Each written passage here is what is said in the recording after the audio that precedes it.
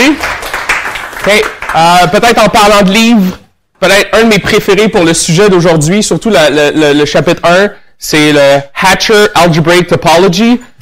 Incroyable. OK. Ce livre-là, c'est une beauté et il est disponible gratuitement en PDF sur le site web de Alan Hatcher.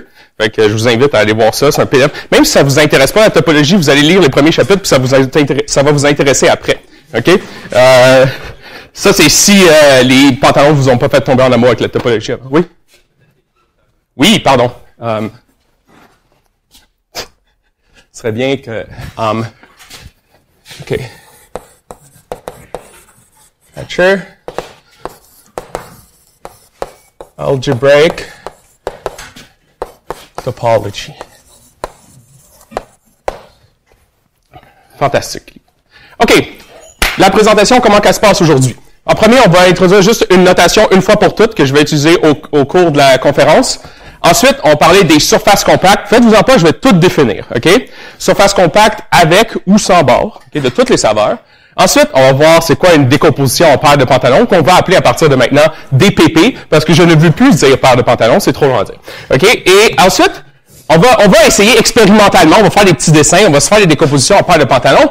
Mais qu'est-ce qui est intéressant, c'est que, étant donné une fonction sur une surface, on peut engendrer une décomposition en paire de pantalons. Fait que ça fait quelque chose de très mathématique. On a des formules, mais on est plus convaincu que ça fonctionne. Parce qu'il y en a sûrement ici qui vont se dire « Oh, mais c'est beau de faire les dessins, mais ils sont où les formules, ils sont où les mathématiques là-dedans? » Bon, ben, ça, c'est pour s'assurer de ça. Et ensuite, peut-être quand on a du extra. Okay, ça, c'est des petites surprises que j'ai pour vous, OK? Des applications vraiment farfelues. Et ouais, il y en a pour tout le monde là-dedans, OK?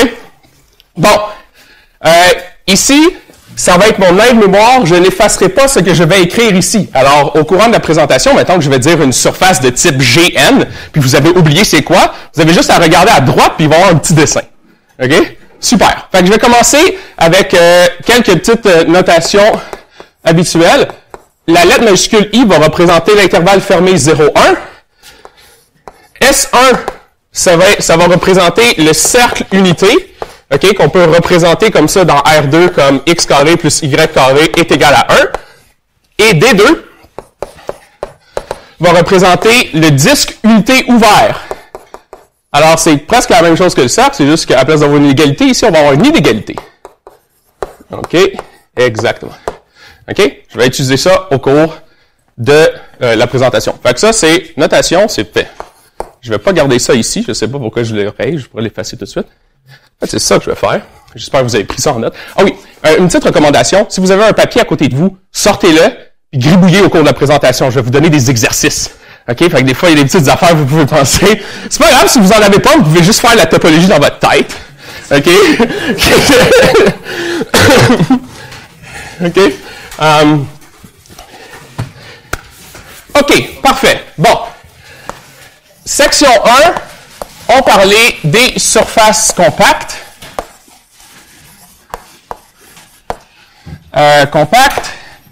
Et en premier, j'aimerais vous parler des surfaces de base qu'on connaît. Surface de base. Okay. Première surface qui vous vient en tête, c'est probablement la sphère. OK? Cool. La sphère, en plus, on a une équation pour. Fait que ça va vous convaincre que cet objet mathématique-là existe. OK? Fait qu'on a la sphère ici, qui peut être écrite comme, bon, c'est les points dans R3 qui satisfont en x carré plus y carré plus z carré est égal à 1. OK? Cool. OK? Deuxième surface qu'on connaît, puis qu'on a probablement vu dans le cours de calcul 2, si vous avez fait calcul 2, c'est le tore ou le beigne. OK? Ici, et dans le cours de calcul 2, vous voyez une paramétrisation de ça. Je m'en souviens pas, ça existe. Allez voir les notes de calcul 2. OK? Ça existe. Vous pouvez le faire en genre de coordonnées sphériques, c'est un super bon exercice. Normalement, vous avez un cercle ici, et vous appliquez une rotation en cercle comme ça tout autour du tore, fait que ça va tracer le tore. OK? C'est une genre surface de révolution, ça. OK? Alors, ça, je vais l'appeler, en passant, je vais l'appeler S2, pour la sphère de dimension 2, OK? Et ça, je vais l'appeler T2 pour le tore de dimension 2, OK? Là, quelque chose de très important à noter pour le reste de la présentation, c'est on travaille dans le cadre de la topologie. Très important. Ça veut dire que tous les objets qu'on va étudier, on va les étudier à une déformation continue près. OK? Alors, S2, on va souvent l'écrire comme une genre de patate. OK? C'est correct. Il existe une transformation qui nous permet de transformer cette patate-là en la sphère. OK? Ces transformations-là doivent être continues. On n'a pas le droit de déchirer. OK? Puis T2, ben, ça va pouvoir aussi ressembler à une patate, mais une patate avec un trou dedans, comme ça. Ou, si vous êtes, si vous avez déjà vu l'article Wikipédia de la topologie, OK? Une tasse. Oui. OK? Comme ça, et on ajoute la poignée de la tasse. Et on peut voir que si on remonte le fond de la tasse, comme ça, si on a un gros cylindre avec une poignée, on peut juste lisser le cylindre pour que ça fasse un bang par la suite. OK? Ça, c'est tout le même objet. Ça va s'appeler le tore. OK? Bon. Il y a un truc que je trouve plutôt cool avec ces surfaces-là, c'est qu'à place de les dessiner comme ça, essayer de faire des représentations en 3D, on peut les dessiner dans le plan à l'aide d'un polygone. OK? Ça, je vais appeler ça... je vais pas penser à comment j'allais l'appeler. On va dire 1.3, la représentation polygonale.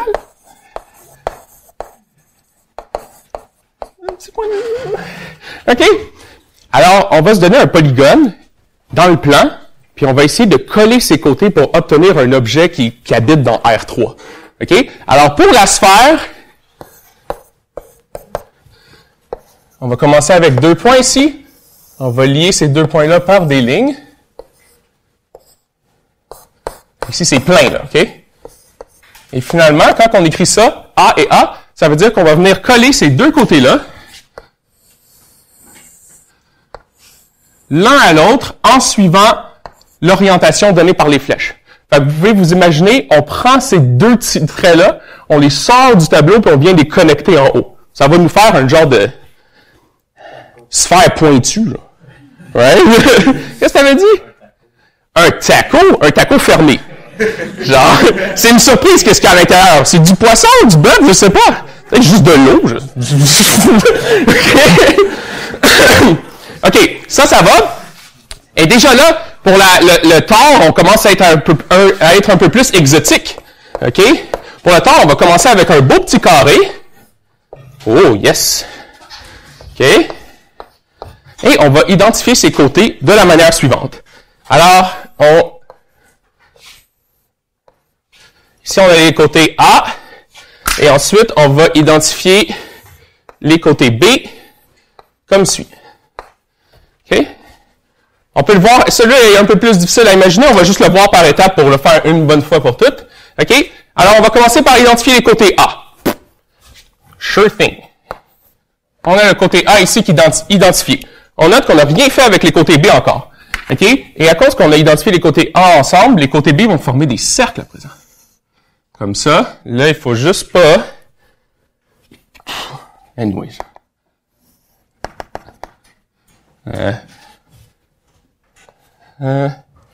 Comme ça, puis là, après ça... À quelle barre je l'ai faite maintenant? OK, ça va comme ça. OK, oui, comme ça. Bon, oui. OK. Et ici... OK. On voit qu'on a obtenu un cylindre en collant les côtés A. Et par la suite, on va prendre les 2 cercles qu'on a en haut et en bas et on va venir les coller comme ça. OK? On va se retrouver avec quelque chose du genre...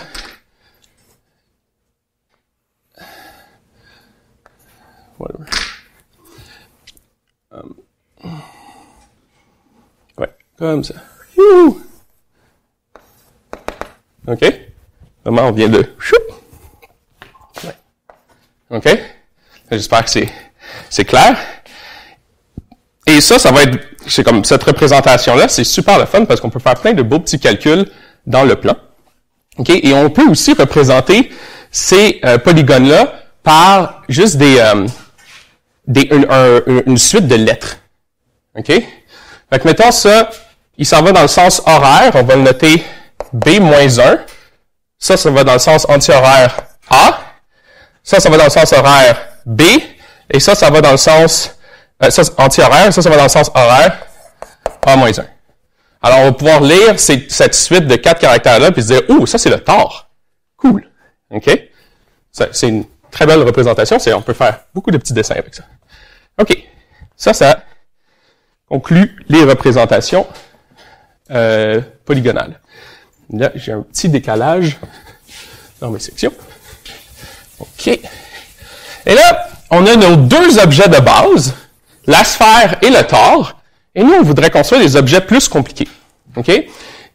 Il se trouve que d'après le théorème de classification des surfaces compactes sans bords, OK, n'importe quelle surface que vous allez rencontrer dans la vie qui n'a pas de bords, c'est un assemblage de tores, les uns avec les autres. OK?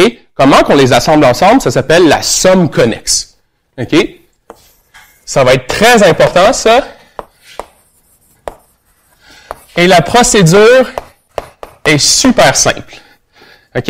Là, je vais faire l'exemple, c'est la somme connexe entre deux tores parce que l'image est belle. OK? On commence avec deux tores. OK? Mettons, ici, on va avoir une surface sigma 1 et une surface sigma 2 qui sont soit un tore ou une sphère. Mais pour l'instant, je vais prendre sigma 1 et sigma 2 des tores. OK? Alors, on a sigma 1, sigma 2. OK? Première étape qu'on fait, c'est que dans sigma 1 et dans sigma 2, on va venir chercher des petits disques. OK? On va les appeler D1 et D2. OK? C'est des copies du disque ici.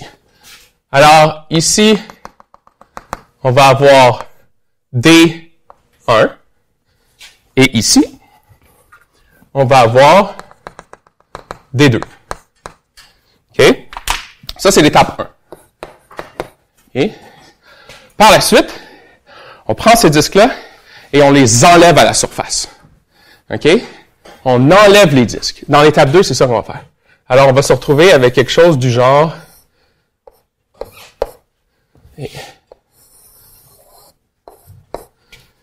comme ça. Il va juste nous rester la frontière du disque. Okay, des disques. Étant donné que les disques étaient ouverts au début, quand on les enlève, il nous reste vraiment une frontière fermée. OK? Et à partir de maintenant, quand je vais faire des petites lignes comme ça, ça veut dire que c'est vide, c'est un trou. OK? La frontière ici va ressembler à quoi? Quelle forme géométrique? Un cercle, exactement. C'est la frontière du disque ici. Donc, on va avoir des cercles. Là, on a des cercles de chaque bord. Moi, je regarde ça, puis la seule chose que j'ai envie de faire, c'est de coller les deux cercles ensemble. OK? Et c'est exactement ça, la somme connexe. OK? On va prendre les deux cercles et on va venir les attacher ensemble, de sorte à avoir ici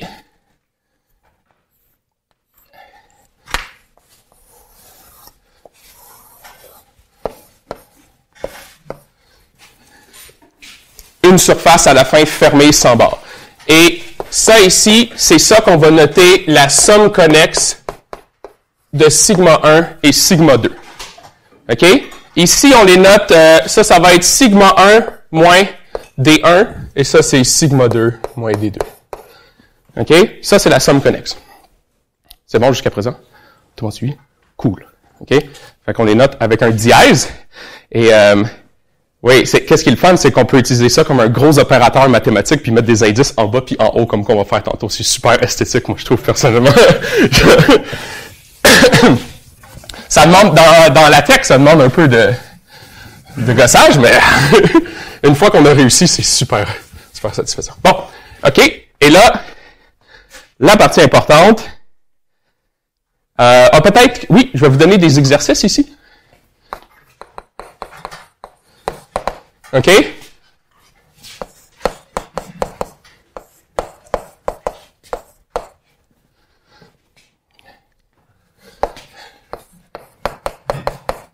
À votre avis, ça va donner quoi, ça? T2. OK? Ça fait rien si on ajoute une sphère. C'est comme multiplier par 1, si on veut. OK? Parce que la sphère, c'est comme, à la fin, sur notre surface, ça va être un gros bouton qu'on peut juste, ramener sur la surface. Là, je vous ai donné le titre pour l'exercice, là, mais essayez d'oublier, OK? Je suis presque sûr que ça passerait dans un examen de topo, ça. Mais anyway. OK. Bon, 1.5, les surfaces compactes. Je vais écrire ça sans barre. OK? Là, ici, je vais écrire définition. Je vais vous expliquer pourquoi c'est comme un petit tour de passe-passe. Une surface sigma G de genre G, c'est la chose suivante. Somme connexe de G tore. OK? Alors, on fait juste coller des tores ensemble. Toutes les surfaces compactes sans barre sont données comme ça. Ça, c'est le théorème de classification des surfaces compactes. Oui? Faut pas demander que ce soit orientable? Oui, pardon. Ouais, c'est quelque chose que j'ai oublié de supposer dès le début, ça. Tout est orientable maintenant. OK? À la fin, on posera peut-être des questions sur le code non orientable, mais là, tout est orientable. Ça veut dire qu'on peut faire un choix de vecteur normal consistant sur toute la surface. OK? Comme contre-exemple, pensez à l'anneau de Mobius, mais je veux pas trop en parler, là. OK? Mais oui, merci. OK. Ici, je vais rajouter orientable. OK? Bon. À quoi ça ressemble? On va souvent faire ce dessin-là.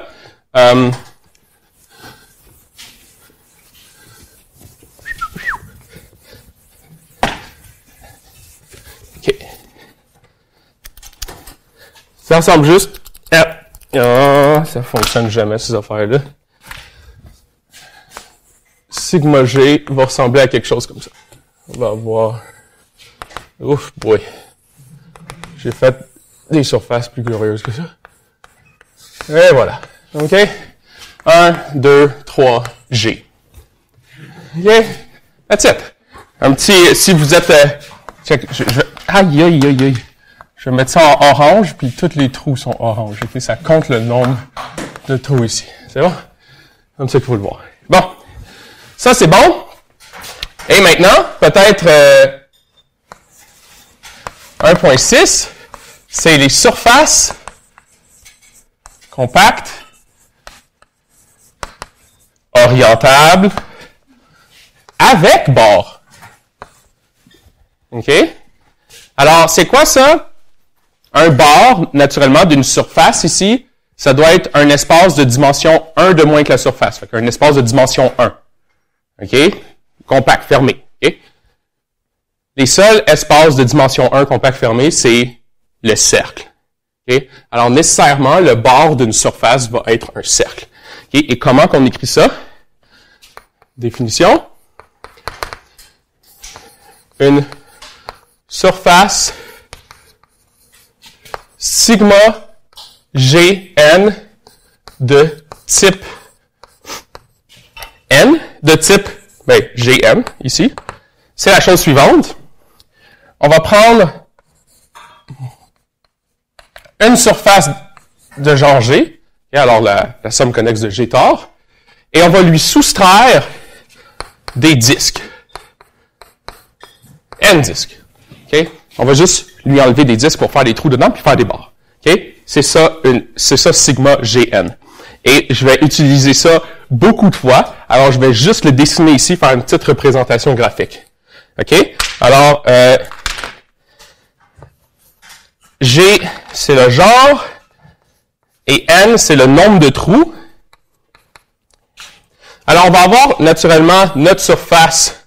Oh, celle-là est plus smooth.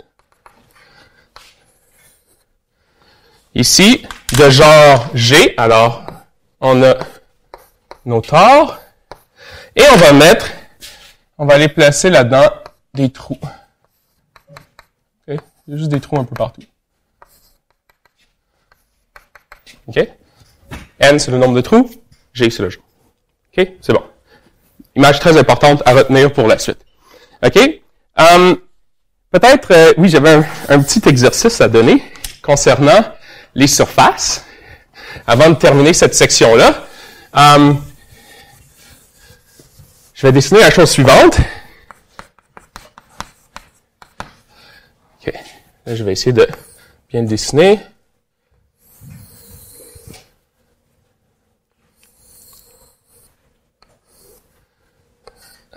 Comme ça.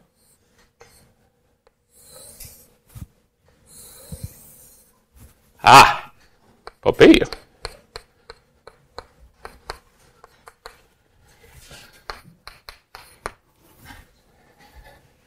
C'est quoi ça? En passant, ça s'appelle le trou dans un trou. OK? C'est un exercice à la fin du chapitre 1 du Spivak Comprehensive Introduction to Differential Geometry. OK? Il y a aussi le trou dans un trou, mais je vais pas le dessiner. OK? Mais et vous regardez ces deux mots-là, puis vous savez à peu près ça va être quoi. Non, mais il y a deux trous, là. Mais il faut essayer de dessiner genre une déformation de ça qui va donner la forme désirée. OK? Et ceci conclut les surfaces compactes. OK? Peut-être ici, le bord de G, de sigma Gn, ça va juste être, on va le noter comme ça va être des cercles ici. Tel que CI est égal à la frontière de DI. OK? C'est juste les cercles sur les bords. Ça, c'est les CI. Je vais le noter ici. CI. OK? C'est peut-être ça. Je vais utiliser beaucoup, c'est dès que je vais marquer D1 jusqu'à DN, ça veut dire que c'est des disques qui sont dans notre surface. Et dès que je vais marquer C1 jusqu'à CN, ça veut dire que c'est des cercles dans notre surface. OK? Cool. OK. Ah oui, j'allais oublier ça. C'est vrai, je dois faire ça. Je suis rendu à quelle section? 1.7. OK. Quelque chose de très, très, très important, c'est, pour une surface, c'est un nombre qu'on appelle la caractéristique d'Euler.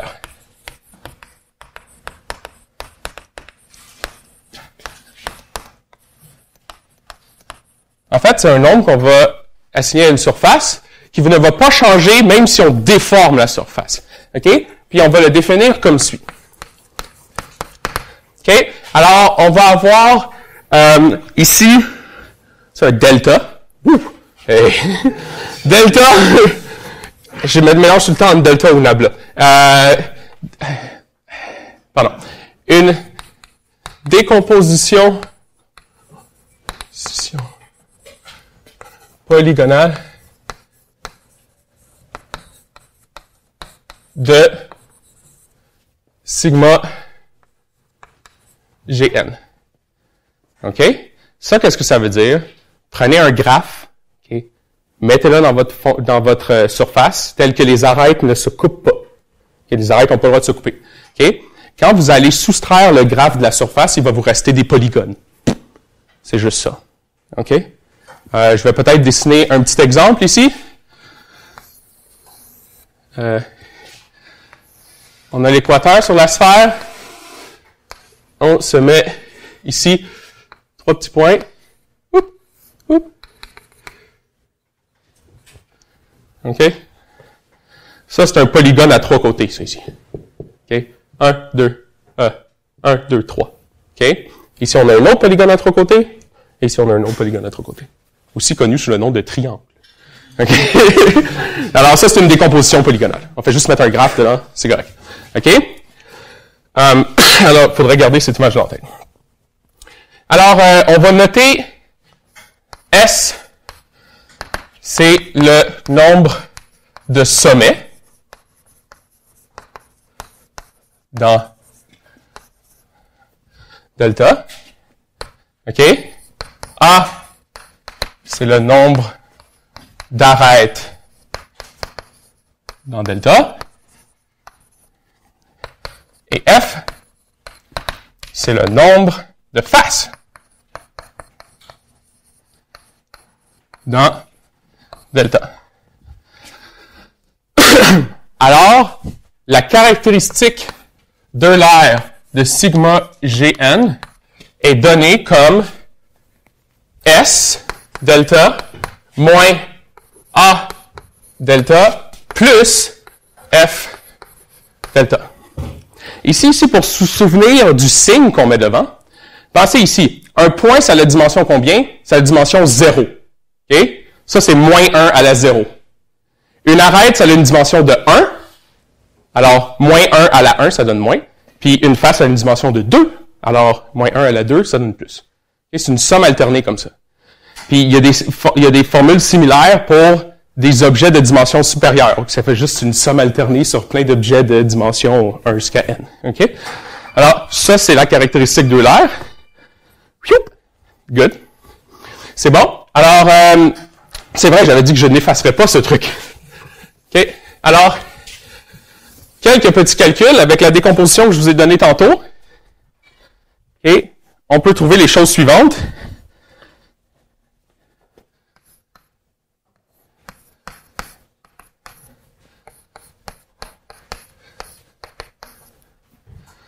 Est égal à 0. Caractéristique du disque est égale à 1. Ensuite, la caractéristique d'Euler de la somme connexe entre deux tores est égale à moins 2. Et après ça, on peut voir, en faisant des petits dessins, que la caractéristique d'Euler d'une surface de genre G est égale à 2 moins 2G. Et ici, que la caractéristique d'Euler d'une surface de type Gn, fait que genre G avec n trous, est égale à 2 moins 2G moins n. OK? Comment qu'on interprète la dernière formule ici? C'est que prenez votre surface de genus G, puis on lui retire des trous, n'est-ce pas? On lui retire des disques. Ces disques-là ont une caractéristique Euler de combien? De 1. Fait qu'à chaque disque qu'on retire, on va soustraire 1 de notre caractéristique d'Euler de notre surface. OK? C'est comme ça qu'on obtient ça. C'est good? OK. Ça, on va peut-être garder la dernière chose est égal à 2 moins 2G moins n. OK? Bon, tout est en place maintenant. Le problème qu'on veut se donner est le suivant. OK?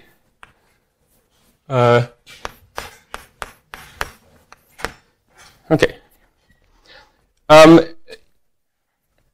On va se donner des cercles dans notre surface. OK? Un certain nombre de cercles. Puis, une fois qu'on retire ces cercles-là, on voudrait que toutes les surfaces qu'on retrouve soient du même type. OK? Fait qu'on, mettons, on voudrait retirer des cercles, puis juste avoir des surfaces. Qu'est-ce que ça fait quand on coupe les cercles de notre surface initiale? C'est qu'on a juste des surfaces de type 0n, pour un certain n. OK? Alors, pour cette surface-là de type 0n, on a plusieurs candidats. On va les énumérer un à un. OK? Candidat.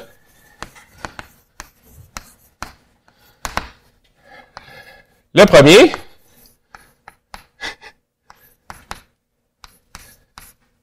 T2. Okay? C'est une sphère percée d'un trou, ça fait un disque. OK? Si on colle une sphère percée d'un trou ensemble, qu'est-ce qu'on peut faire avec ça? On va juste pouvoir faire une sphère. Ça s'arrête là. OK? Juste la sphère. OK? Maintenant, on a une sphère percée de deux trous. Un en haut, un en bas. Ça fait un cylindre. OK? On peut l'écrire comme le produit entre le cercle ici et l'intervalle 0,1. Qu'est-ce qu'on peut faire avec ça? Hein? Plus de cylindres. Hein, tous les cylindres que tu veux. On peut aussi faire le tore. On prend deux cylindres, on les met ensemble. OK, c'est cool, on peut faire le tore, mais là, le seul problème qu'on a, c'est que, mettons qu'on décompose le tore en deux cylindres, ben ces cylindres-là, on peut les décomposer en d'autres cylindres. OK? Fait qu'il y a un nombre infini de cylindres qu'on peut rentrer dans le tore. Ça, on veut pas ça. OK? Fait que, juste pour T2 et infini, genre.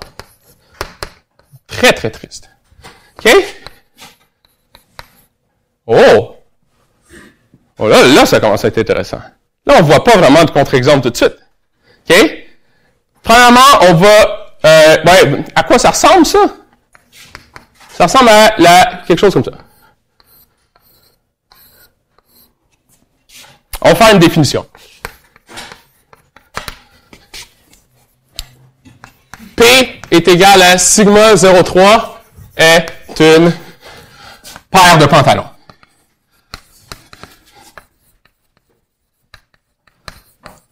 OK? Ça, c'est une paire de pantalons. Comment qu'on voit ça? On a la taille. On a les deux bouts des jambes. C'est une paire de pantalons. OK? On va essayer de faire des décompositions maintenant avec P. OK?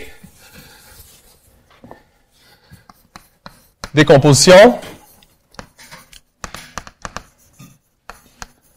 avec P. La sphère, on peut pas.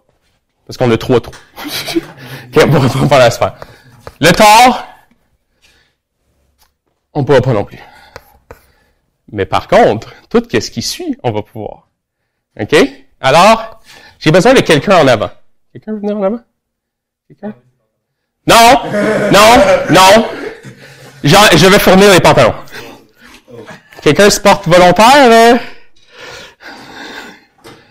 OK, viens-t'en. Let's go. Good. Alors, ta mission, c'est de faire... pardon.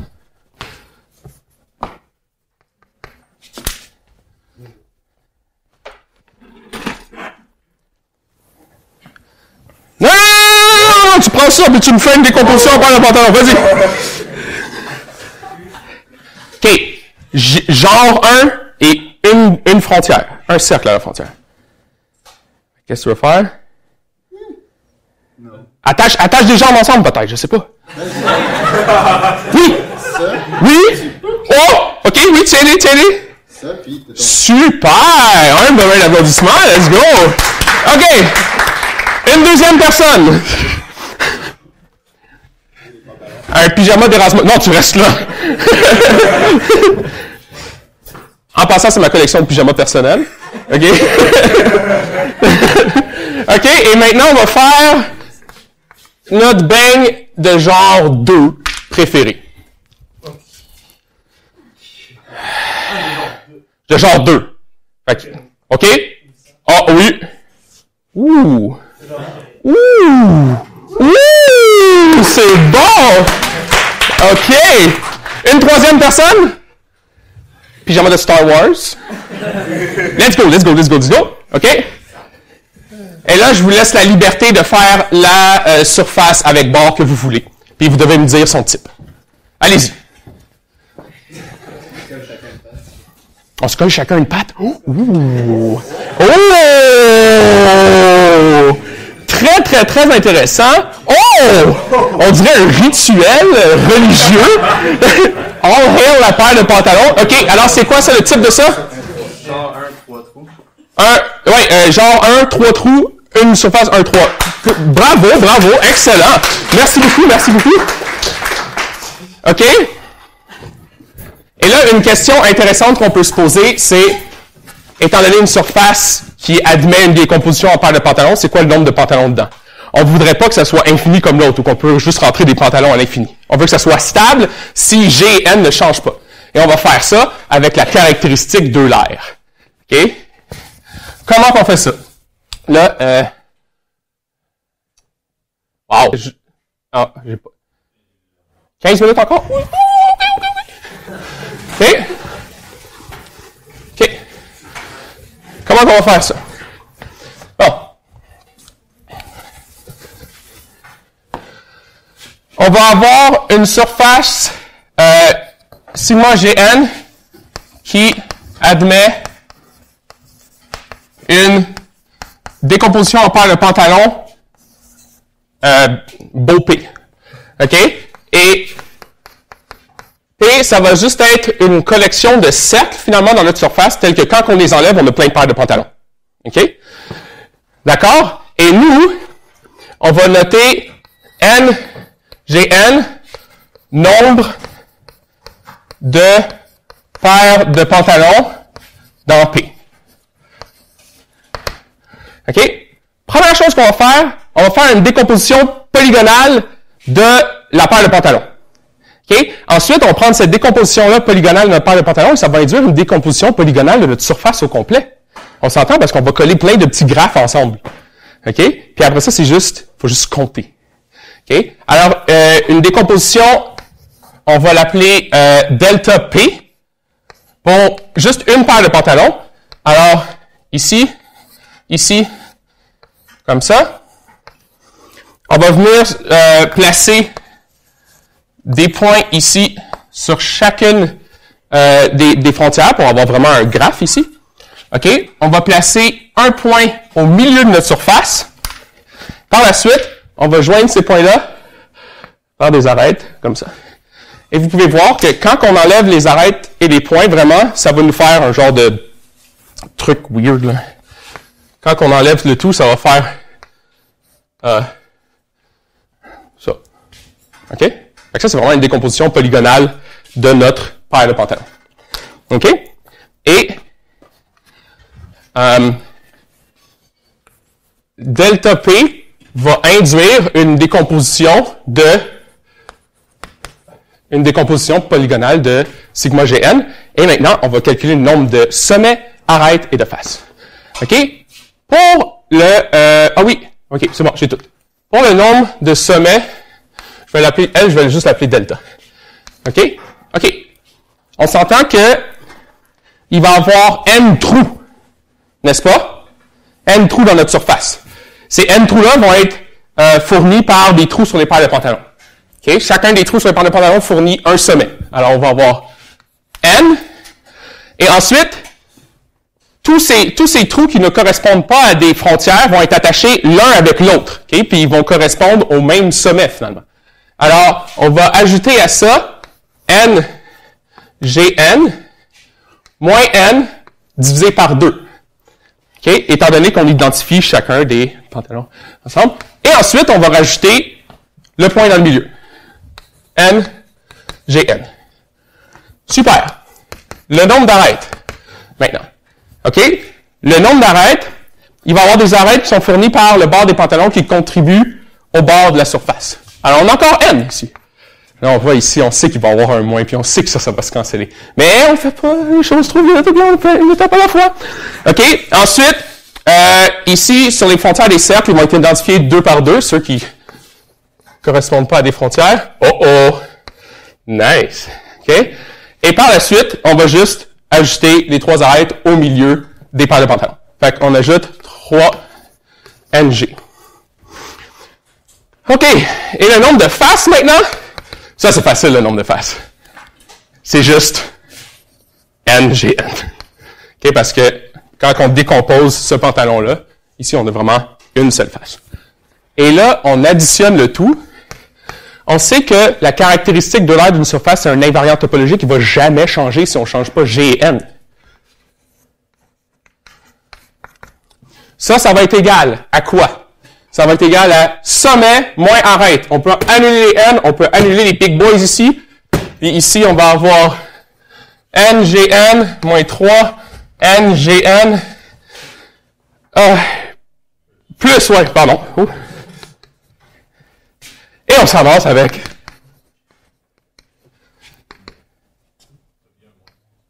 Oui, c'est vrai. Donc, le nombre de paires de pantalons est égal à moins la caractéristique de l'air de la surface. OK. Ça m'a bamboozled. J'ai vu ça pour la première fois. Je suis comme, wow! OK.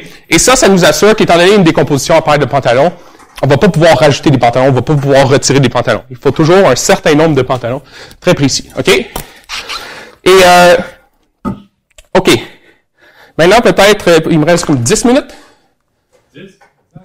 Oh, 10? Wouh! OK. Relax un peu. Est-ce que ça tient en compte les périodes de questions, ça? Ou... Ouh! Je vais essayer de ne pas empiétrer sur... OK. C'est pas super, hein? Ça va bien. OK. Jusqu'à présent, est-ce qu'il y a des questions? Oui, vas-y. Oui. Oui. Ah! Ben, OK. Mais là, c'est parce que je vais devoir donner la réponse. Ah, ben c'est correct. Trou dans le trou, c'est juste un tore avec 2 trous. OK? Une surface de genre 2.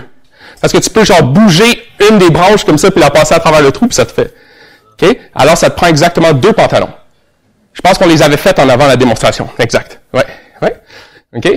Fait que, ouais, c'est une bonne question, ça. Mm-hmm. Bon. Et maintenant, comme je vous ai promis, on va, à l'aide d'une fonction très précise, on va calculer une décomposition en paire de potentiels. OK? Là, je vais enlever quelques détails, OK? Mais ça va comme suit. On va se poser une fonction. OK, on va poser une bonne fois pour toutes, là. Sigma est égal à sigma GN. OK? Alors, on va choisir une fonction.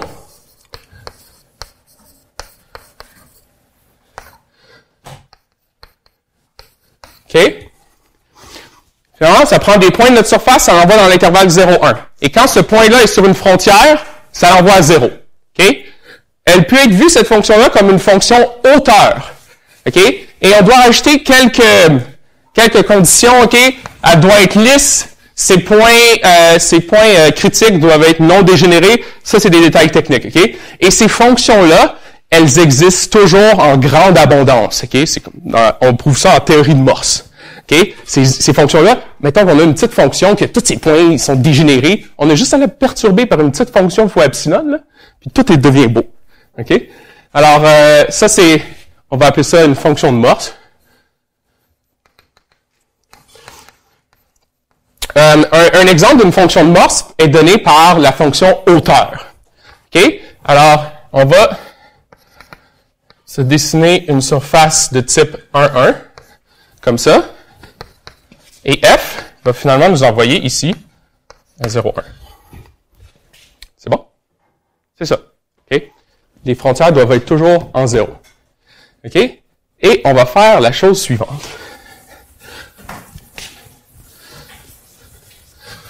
Sur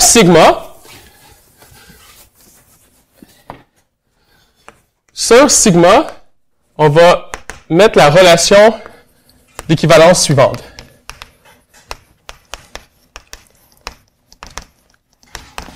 Valence. Un point P1 est équivalent à un autre point P2 si et seulement si P1 et P2 appartiennent à la même composante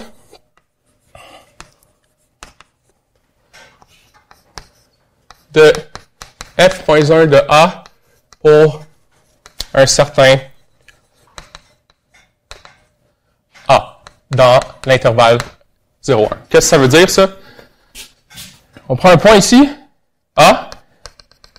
On revient avec la fonction f. Ici, la préimage de A, ça va être deux cercles. OK?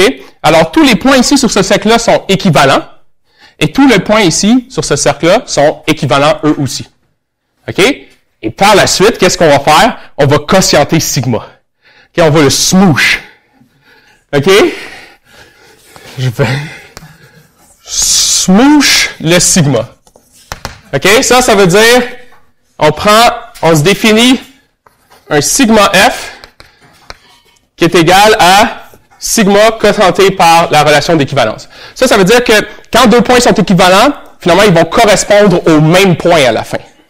OK? À quoi ça va ressembler dans notre cas ici? On va appeler...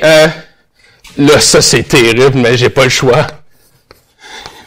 C'est rare qu'on écrit ça de même.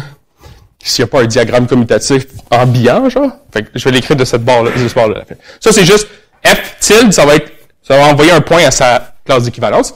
Et finalement, qu'est-ce que ça fait ici? Hop. Ça va faire quelque chose du genre. Oups.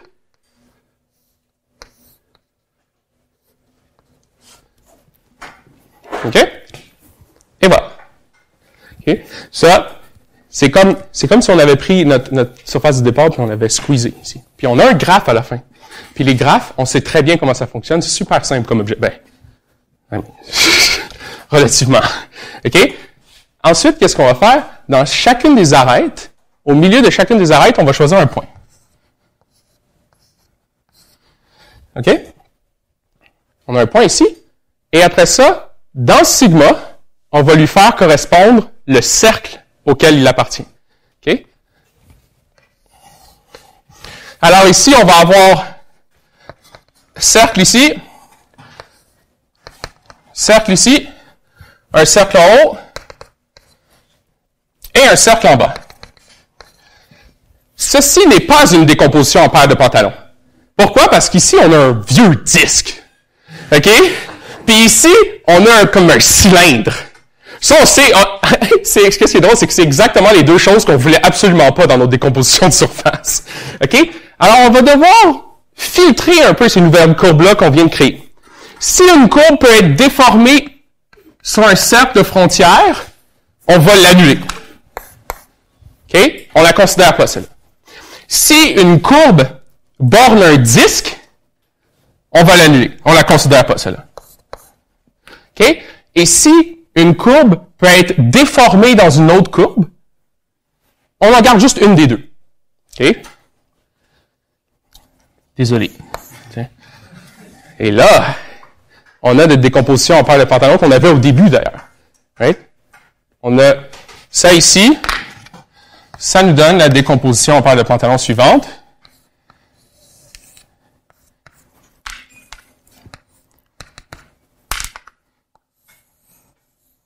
Comme ça. Okay. On va parler de pantalon. Okay. Oui? Quand tu dis déformer une courbe en une seconde courbe, c'est dans l'espace ambiant au complet. Exactement. Elles sont isotopes. Mais elles sont isotopes dans l'espace au complet. Dans sigma. Non, je veux dire, oui, mais ce que je veux dire, c'est pas quand tu as ta fonction, c'est comme l'infiltration. Ah, ok, oui. C'est pas genre, parce que si tu trompes le disque. Non, c'est vraiment dans tout l'espace au complet, là. Ouais. Non, on enlève la courbe, mais on n'enlève pas le disque aussi, là. C'est pas un truc relatif. Non, exactement. Ça, tu regardes après ça là-dedans, puis tu... Ouais. Oui, 2 minutes. OK, parfait. C'est pas super. OK. Et ça ici, finalement, juste pour la petite notation, ça, on va appeler ça le graphe gamma F, ici. Puis, ça va nous donner une décomposition en paire de pantalons P de F. OK? Alors ça, c'est une façon vraiment mathématique de construire une décomposition de paire de pantalons à la place de juste faire des dessins. OK? Et grâce à ça, en fait, Alan Hatcher...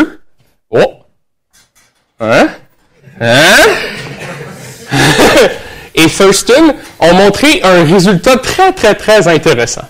OK? Je vais peut-être finir avec ça. Hatcher, Thurston. Si je me trompe pas, c'est en 78. OK? Si on considère les comment qu'on dit move en français? J'ai oublié. Les gestes? Les gestes suivants, OK? On va avoir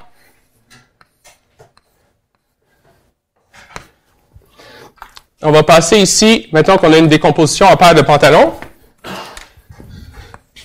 On va passer à cette décomposition en paire de pantalons-là. Oupsie.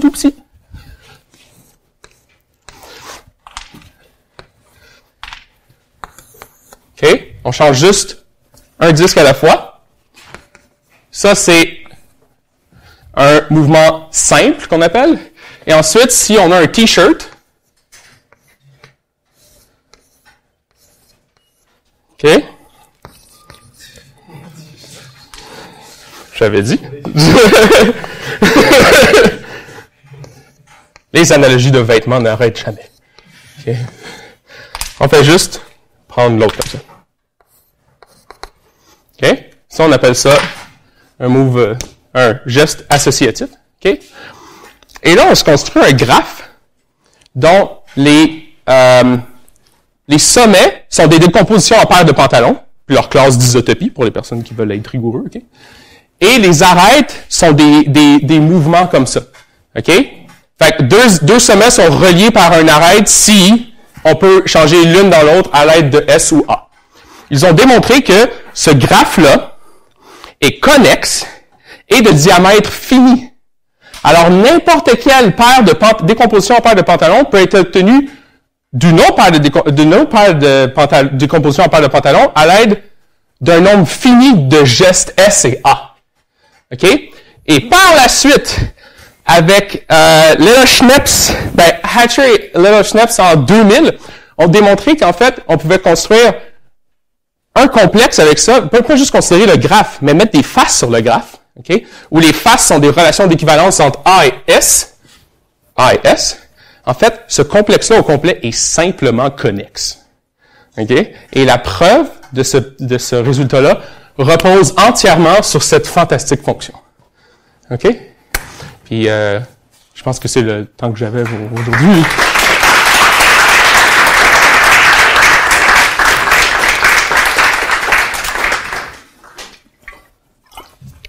Oui? Pardon. OK. Oui. Est-ce qu'il y a un équivalent non orientable pour les cartes de temps? Oui. Avec le même carré de boule? Un équivalent, ouais. Ça ressemble à quoi, là? Je veux pas le citer. Mais, ça peut être trouvé dans des livres de géométrie hyperbolique. OK? c'est ça que je veux dire. En fait, je pense que tu peux décomposer la bouteille de Klein avec un trou en paire de pantalons. Ça, c'est un bon exercice. Tu fais le petit carré, oui. Oui. OK. How about... pardon. Considère la chose suivante. Une paire de pantalons en 2n dimensions. Ouh, en effet. Ça, c'est en 2007, si je me trompe pas. Ces objets-là ont été introduits, en fait. Tu prends dans CPN, t'enlèves n plus 1 plan. OK? Puis ensuite, n'importe quelle sous-variété liste de CPN plus 1 va pouvoir s'exprimer comme un agencement de ces pantalons de dimension 2n. OK? Fait que c'est vraiment des pantalons de haute dimension, devrais-je dire. Oui. Et, y a-t-il d'autres questions, en fait? OK. J'avais promis que j'allais parler d'une application dans la vie réelle. OK? Non? Non? OK. OK. OK, dans le corridor. C'est bon. Je vais en parler dans le corridor. C'est bon. Merci.